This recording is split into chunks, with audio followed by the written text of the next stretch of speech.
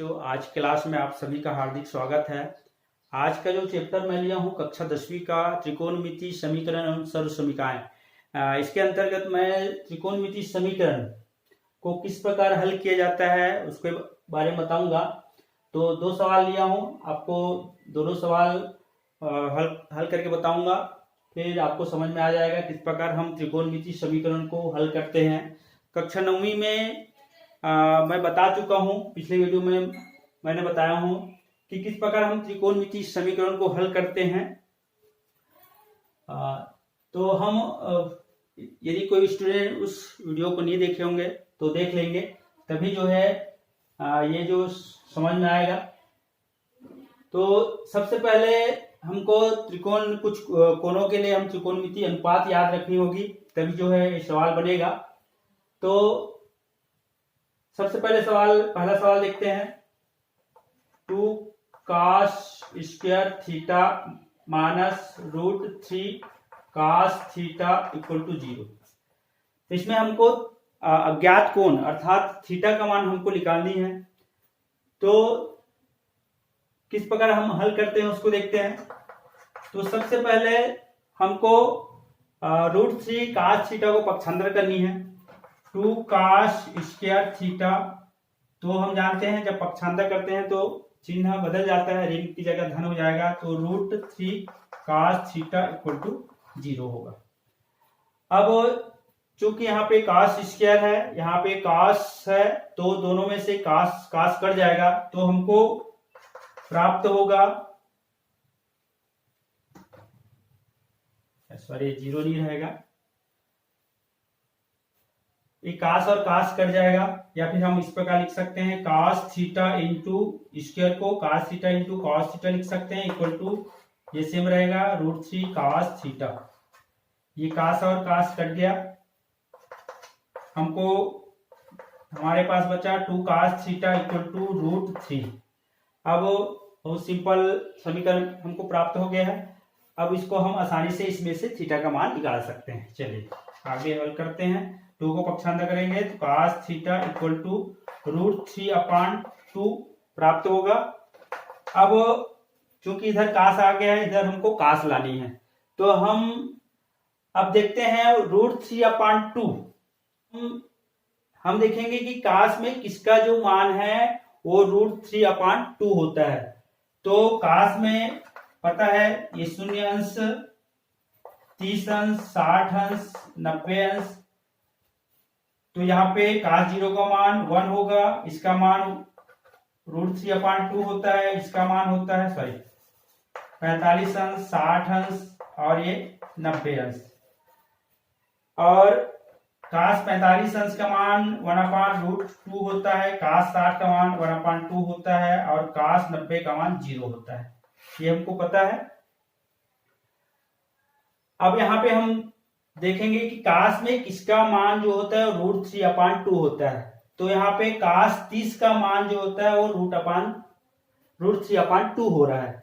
तो cos theta equal to √3/2 के स्थान पे हमको cos 30 अंश लिखनी है, cos 30 अंश, क्योंकि cos 30 अंश का जो मान होता है √3/2 होता है।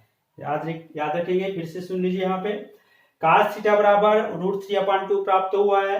अब हमको cos गायब करने, क्योंकि थीटा का मान निकालनी है। cos कब गायब होगा? जब इधर जो है cos आएगा। अब हमको ये देखनी है कि cos में किसका जो मान होता है वो √3/2 होता है। तो 30 अंश का मान, cos के लिए 30 अंश का जो मान होता है वो √3/2 होता है, इसलिए cos 30 अंश √3/2 की जगह cos 30 अंश रखेंगे। cos कट जाएगा, ये थीटा इक्वल टू 30 अंश हमको प्राप्त हुआ।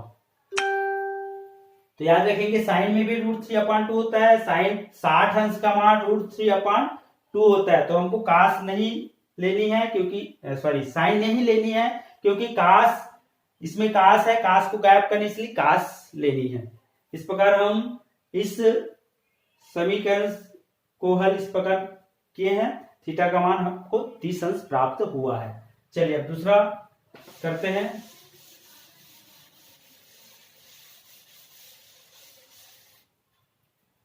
दूसरा सवाल है cos theta 1 minus sine theta plus cos theta upon 1 plus sine theta equal to 4।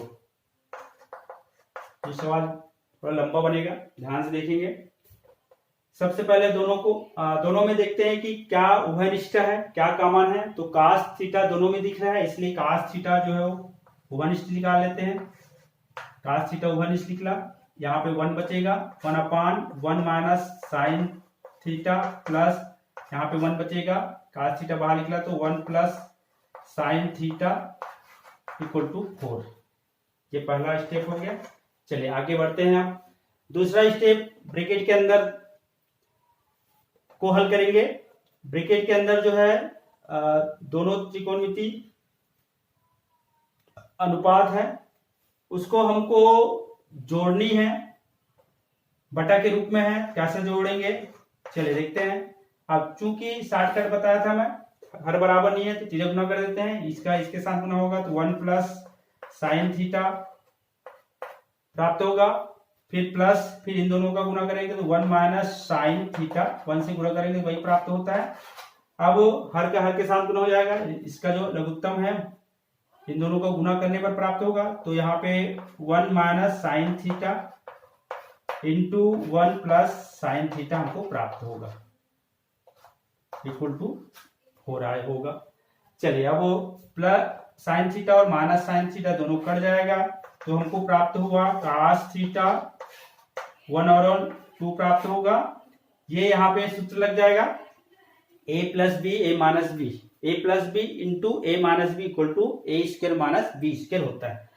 तो ए स्क्वायर ए के स्थान पे 1 है तो 1 का स्क्वायर हो जाएगा, 1 का स्क्वायर 1 होगा, माइनस बी का स्क्वायर बी के स्थान पे साइन थीटा है इसलिए साइन स्क्वायर थीटा हो जाएगा इक्वल टू 4। यहाँ पे सूत्र लिख लेते हैं a प्लस बी या ए माइनस बी लिख सकते हैं पहले, a minus B equal to A square minus B square, ये सूत्र का यूज करेंगे।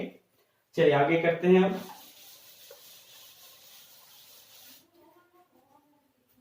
चलो 1 माइनस साइन स्क्वायर थीटा के स्थान पे हम क्या लिखेंगे, पहला सॉल्यूशन के हम पढ़े हैं sine square theta plus cos square theta equal to 1 होता है। तो 1 minus sine square theta equal to cos square theta हो जाएगा।